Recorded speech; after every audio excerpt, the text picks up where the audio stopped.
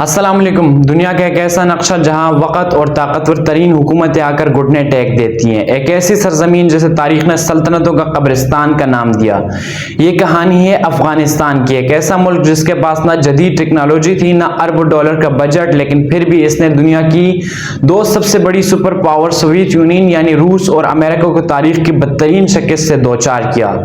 آخر افغانوں میں ایسی کون سی طاقت تھی جس نے طاقت کے غرور کو خاک میں ملا دیا؟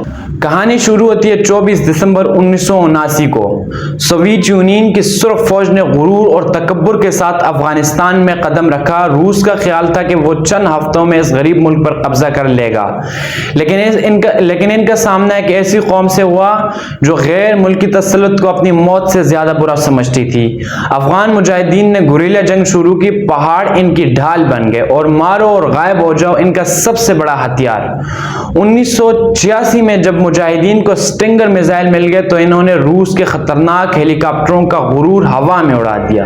10 سال کی مسلسل جنگ، 15,000 سے زائد سوویت یونین فوجیوں کی ہلاکت اور معاشی تباہی کے بعد 15 فروری 1989 کو روس ناکام اور نامراد واپس لوٹ گیا، اور اسی شکست نے آگے چل کر سوویت یونین کو ٹکڑے ٹکڑے کر دیا۔ روس کے جانے کے بعد دنیا کو لگا کہ سبق سیکھ لیا گیا، لیکن تاریخ نے خود کو پھر دہرایا۔ اکتوبر 2001 میں 9/11 کے حملوں کے بعد ایک نئی سپر پاور یعنی امریکہ اپنے ساتھ 40 سے زائد ملکوں کی نیٹو افواج، جدید ترین ڈرونز اور اربوں ڈالر لے کر افغانستان پر چڑھ دوڑا۔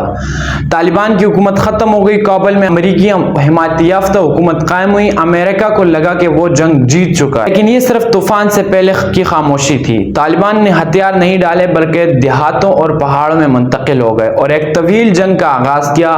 افغانوں کا ایک مشہور مقولہ ہے کہ امریکہ کے پاس گھڑیاں ہیں لیکن ہمارے پاس وقت ہے۔ امریکہ کی شکست کے 3 بڑے اسباب تھے۔ پہلا، نظریاتی صبر۔ افغان جانتے تھے کہ امریکی عوام ایک نہ ایک دن اس طویل جنگ سے تھک جائے گی۔ دوسرا، کرپٹ افغان حکومت۔ امریکہ نے افغان میں فوج اور حکومت پر اربوں ڈالر لگائے، وہ اندر سے کھوکھلی اور بدعنوان تھی۔ اور تیسرا، عوامی حمایت۔ غیر ملکی بمباری اور بم دھماکوں نے عام افغانوں کو امریکہ کے خلاف اور طالبان کے قریب کر دیا۔ آخرکار وہی ہوا جس کا ڈر تھا۔ 2020 میں دوحہ معاہدہ ہوا اور امریکہ نے نکلنے کا اعلان کیا۔ 15 اگست 2021 کو طالبان نے بغیر کسی بڑی جنگ کے کابل پر دوبارہ قبضہ کر لیا، اور 30 اگست 2021 کی رات آخری امریکی فوجی نے افغانستان کی سرزمین چھوڑ دی۔